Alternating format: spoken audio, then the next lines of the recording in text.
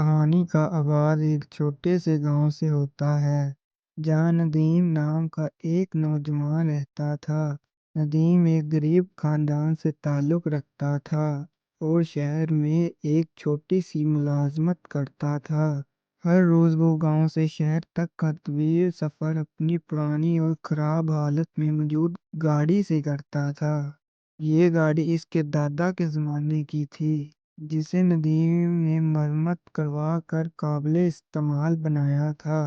ایک دن جب ندیم معمول کے مطابق گاڑی میں بیٹھ کر شہر جا رہا تھا، راستے میں اس کی گاڑی اچانک بند ہو گئی۔ وہ پریشان ہو کر نیچے اترا اور گاڑی کے انجن کو دیکھنے لگا۔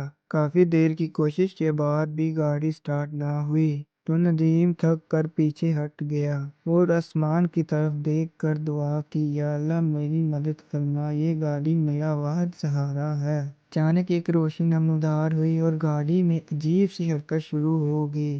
ندیم حیران رہ گیا جب گاڑی نے خود بخود اسٹارٹ ہو کر کہا، ندیم پریشان نہ ہو، اب سے میں تمہاری مدد کے لیے ہمیشہ تیار ہوں۔ ندیم حیرت اور خوف کے ملے جلے جذبات کے ساتھ بولا، تم کون ہو اور بول کیسے سکتی ہو؟ گاڑی نے جواب دیا، میں جادوئی کار ہوں، ایک پرانی دعا کے ذریعے مجھے طاقت ملی کہ میں تمہاری زندگی آسان بنا سکوں۔ ندیم نے پہلے تو اسے خواب سمجھا، لیکن جب گاڑی نے خود بخود چلنا شروع کیا اور راستے کے تمام موڑ خود طے کیے تو اسے یقین آ گیا، یہ کوئی عام گاڑی نہیں ہے۔ گاڑی نہ صرف خود چل سکتی تھی بلکہ یہ ندیم کے خیالات بھی پڑھ سکتی تھی۔